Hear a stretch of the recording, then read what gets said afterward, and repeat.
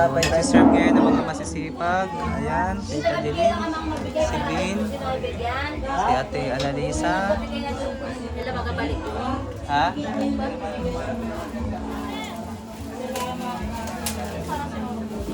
Masarap na sopas. Muntik na, muntik na. Lakas kasi ng apoy nyo. Parang pugon ni ano, Haring Nebukadnesar. Yan na. Siguro marami. Daming tao ay parang kulang. Kulang na. Maghimala ka, Panginoon.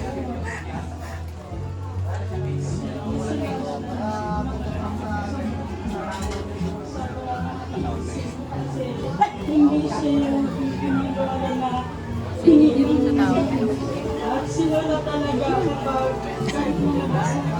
kapag kaya nila, hindi sila manginigay sa iyo. At ang para sa akin si Lord na yun, bilang isang si Lola yung yung Lola na ayaw niya na hindi siya makakadala ng mga gawain. At bilang isang ako, parang nakaka-challenge na ako malakas pa. Lagi may katwira na hindi ako nakakatay ng gawain. Samantalang si Lola, matanda na siya. Ayaw niya may namimiss na mga gawain. At si Lola din yung Lola na pwede mo siyang biro-biro. Kaya, medyo namimiss na kayo. Kaalala ko, ibalikan ako sa bahay.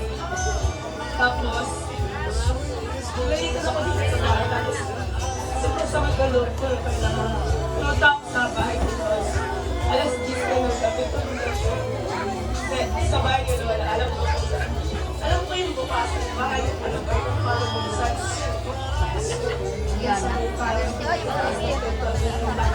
Abot ko.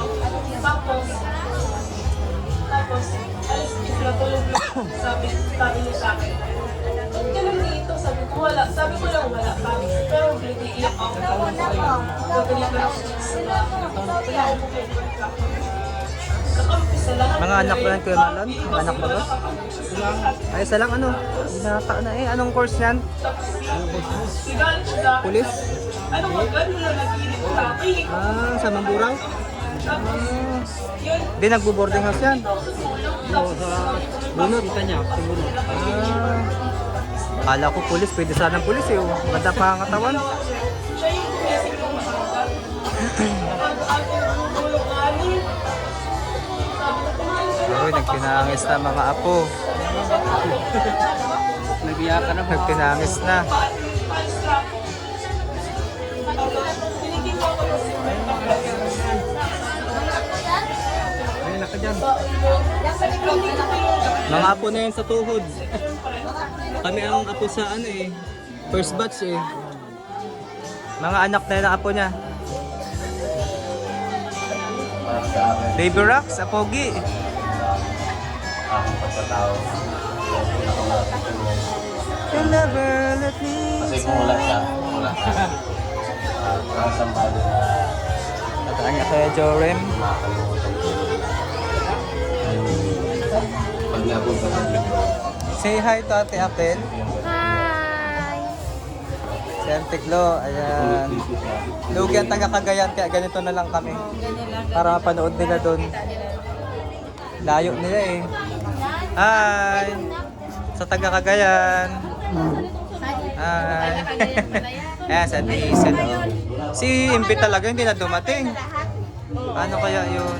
Kala mo si Giselle eh, no? Hawig ni Giselle oh. Oh, pahabol pa, marami pang walang sopas. Sarap pa naman ang sopas pag medyo malamig. Yan na nga.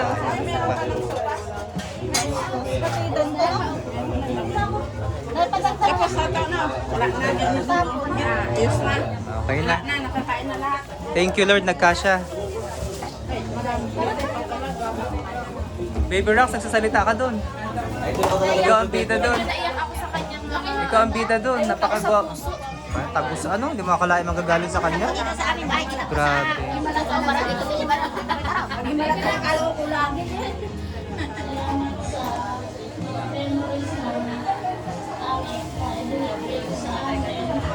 Lola, last night mo na. Ihatid ka na namin kay Lolo bukas.